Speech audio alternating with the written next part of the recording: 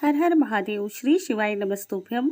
यदि आपको गुरुजी के द्वारा बताए गए शिव महापुराण के उपाय पसंद आते हैं तो इस चैनल को सब्सक्राइब करें।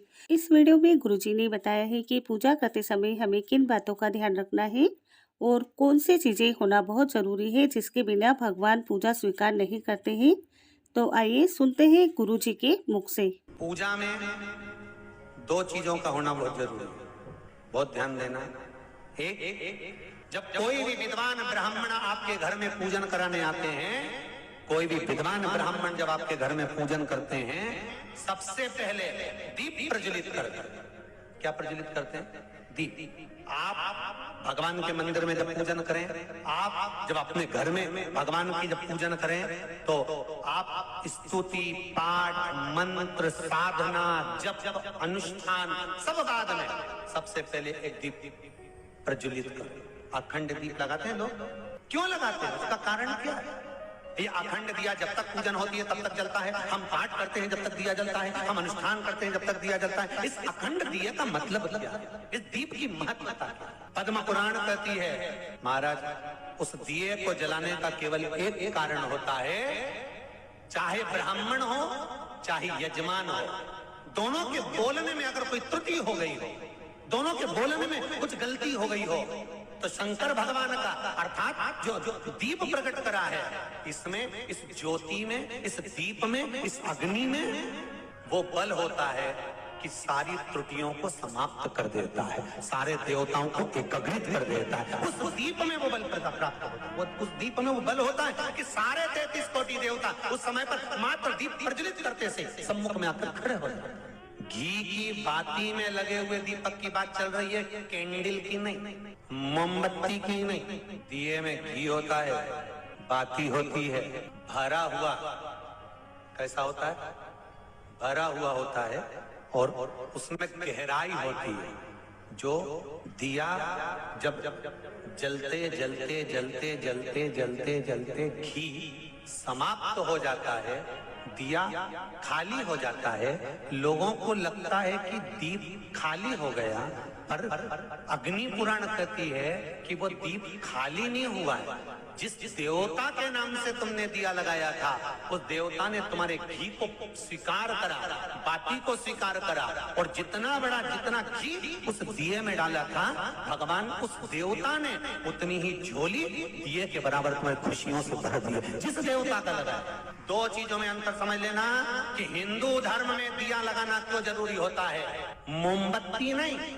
मोमबत्ती दूसरे धर्म में लगती है, हिंदू धर्म में दिया इसलिए लगाया जाता है कि दिया घी का जलते जलते जलते जलते जब आखिरी में खाली हो जाएगा, तुम्हें लगेगा खाली हो गया, और जो दिया देवता के सामने रखा है तुम्हें खाली दिख रहा है, पर वो देवता ने तेरी कामना से, तेरी बुद्धि से, तेरे चित्त से जो बात निकली है कि भगवान मुझे क्या चाहिए, वो जलते जलते जब खाली हो जाएगा, तब वो भगवान के आशीर्वाद से जो तूने मांगा है वो वापिस भरा जाएगा। पूजन में दीपक होना बहुत जरूरी है।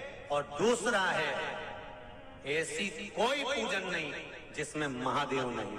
अगर जिस पूजन में शंकर नहीं होंगे वो पूजन कोई देवता स्वीकार नहीं करता, कोई देवता स्वीकार नहीं करेगा, उस पूजन का कोई फल नहीं। जिसमें शिव नहीं है, जिस घर में शिव नहीं होता, जिसके घर में भगवान शंकर के शिवलिंग नहीं है, जिसके घर में भगवान शंकर का शिवलिंग विराजमान नहीं है, उसके घर में वो कितना भी चाहे अनुष्ठान पर अनुष्ठान कर ले, चाहे जाप पर जाप कर ले, चाहे वो पाठ पर पाठ कर ले, चाहे वो कितना भी संकल्प ले ले, चाहे कितनी भी पूजन कर ले, स्वीकार नहीं।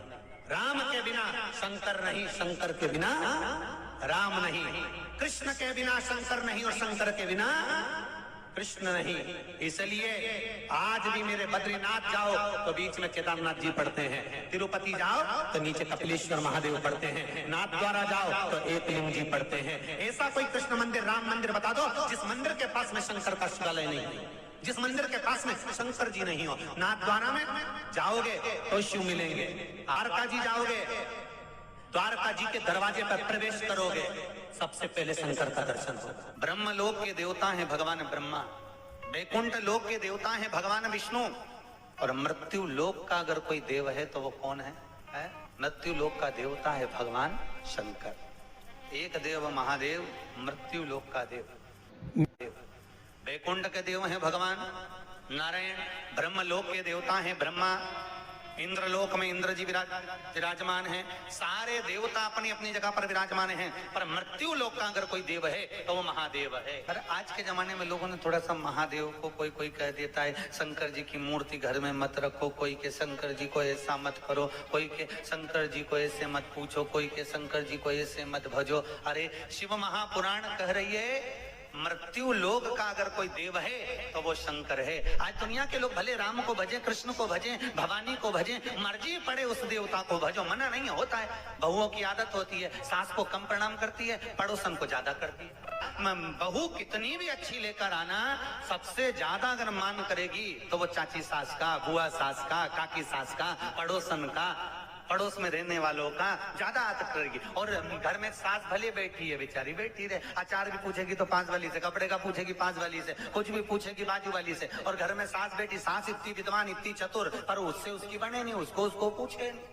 तो सास को क्या पड़ी, सास को पड़ी की नहीं पड़ी, कुछ पड़ी क्या? सास फिर भी अलमस्त रहती है, खूब खाती पीती आनंद करती, सास को कोई टेंशन नहीं कि मेरी बहू मुझे प्रणाम करे ना करे। क्यों रहती है सास मस्ती में? क्योंकि सास को मालूम है तू पड़ोसन के कितने भी पांव पड़ ले, चाहे पड़ोस वाली के कितने भी रसगुल्ला खिला दे, पर हिस्सा तो मैं ही दूंगी ना, तब देखूंगी तेरे को आ बेटा। सास को चिंता नहीं है।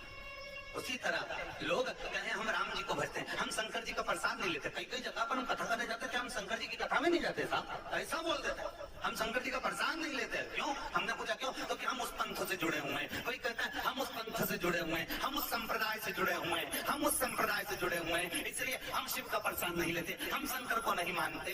तो हम भी कह देते हैं तुम किसी का कितना भी भजन कर लो, शंकर भगवान तो कहते हैं तू राम भज ले, कृष्ण भज ले, तेरी मर्जी पड़े उसका भजन कर ले। मेरे ससुर ने तो मुझे श्राप दिया था, दक्ष प्रजापति ने भगवान शंकर को श्राप दिया था, ये शिव मैं तुझे श्राप देता हूँ कि तू शमशान में निवास करेगा। तो शंकर भगवान कहते हैं भले तू जीते जी भजन कर मेरा, मत कर, मरने के बाद शमशान आएगा तब निपटूंगा। मरने के बाद तो कहीं जाएगा क्या? अरे बोलो तो नहीं, मरने के बाद कहीं का ले जाए तुम्हें दूसरी जगह पिकनिक मनाने के लिए ले जाएंगे, कहाँ? शमशान।